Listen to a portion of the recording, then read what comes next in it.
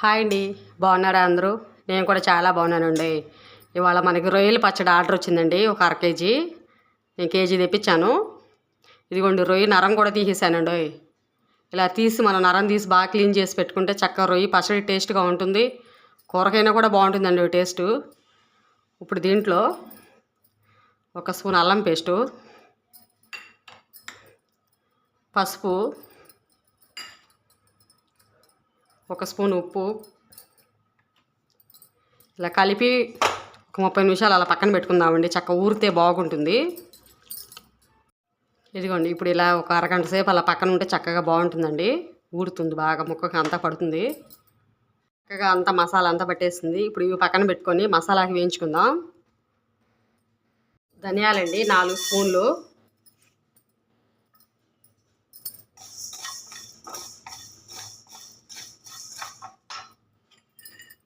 దాల్చిన చెక్క 2 ఇంచులు అలా,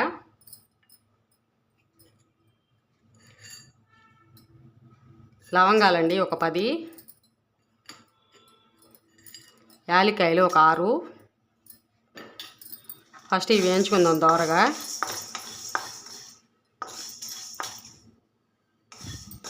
మనం ఈ విధంగా లెక్కగా కొలతగా చేసుకుంటే చక్కగా పచ్చడి కూడా నిలువ ఉంటుందండి. టేస్ట్ బాగుంటుంది.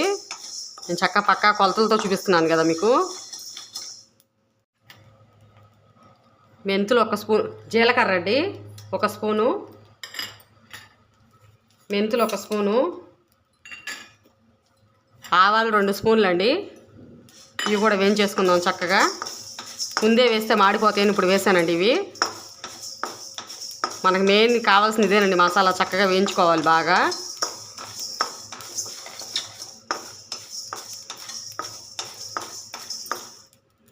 ఇంకోండి వేగిపోయింది. ఇది చల్లారాక మిక్సీ వేసుకుందాం. ఇంకా చాలు.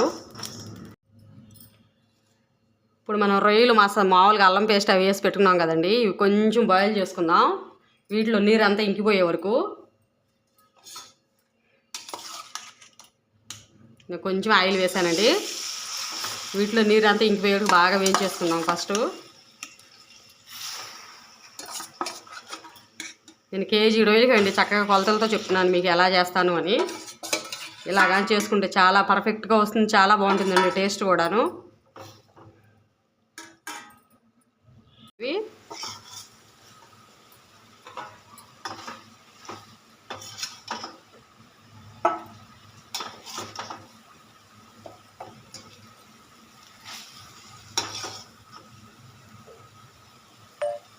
దీంట్లోనే నేను ఒక అర కేజీ ఆయిల్ పోస్తున్నానండి. పల్లీల నూనె. దీంట్లో చేస్తేనే బాగుంటుందండి టేస్ట్ పచ్చడి. ఇప్పుడు ఇవైతే వేయించేసుకుందామండి మళ్ళీ ఆయిల్లో.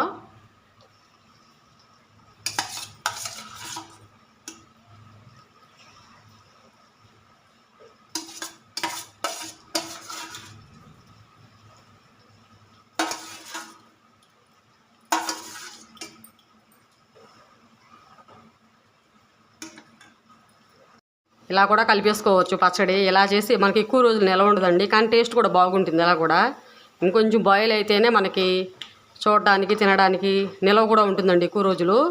ఇంకొంచెం అవ్వాలి.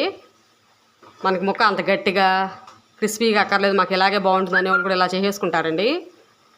ఇలా అయితే మనకి ఎక్కువ రోజులు ఉండదన్నమాట. ఇలా కూడా చేసుకోవచ్చు. ఇంకొంచెం వేగాలండి ఇది మనకి. ఇంకోండి చక్కగా గోల్డ్ కలర్ అలా వచ్చేస్తుంది.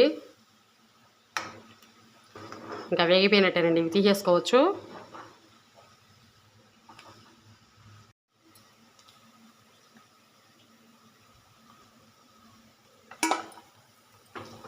తీసేసుకుందాము ఇవి.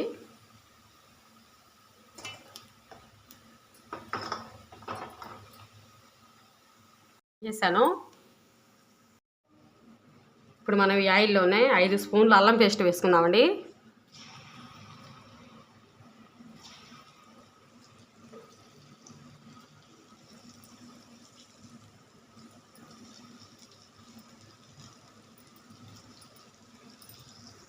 ఇది బాగా పచ్చి వాసన పోయే వరకు వేయించుకోవాలి.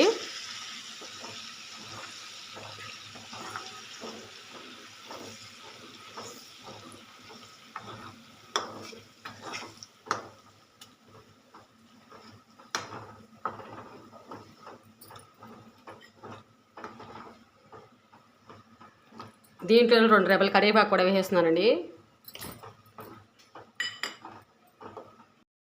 పసుపు ఒక అర స్పూను, ఉప్పు 2 స్పూన్లు,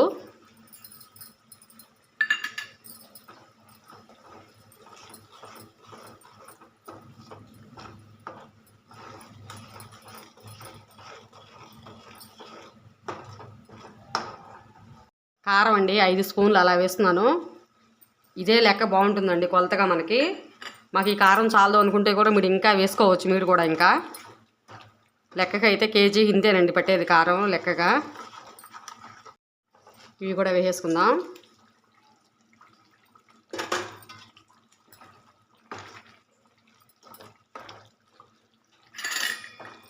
వెల్లుల్లి రెబ్బలండి చక్క తోలు తీసి పెట్టేశాను 10. ఇవి కూడా వేసుకుందాం, బాగుంటుంది టేస్టు. ఇంకా గ్యాస్ ఆపేసుకోవచ్చండి. ఇవి చల్లారాక నిమ్మరసం పోసుకుందాం. వేడి మీద అయితే పోసుకోకూడదు. మనకి ఇలా చక్కగా ఆయిల్ ఇలా మునిగిపోవాలి ముక్క, అసలు రొయ్యి ఏం కనపడకూడదు పైకి. ఇలా అయితేనే టేస్ట్ చాలా బాగుంటుందండి. ఇప్పుడు గరం మసాలా కూడా వేసేసుకుందాం.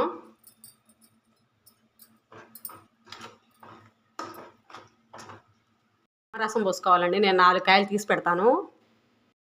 ఇంకోండి చల్లారిపోయాక వేసేస్తున్నాను నిమ్మరసం.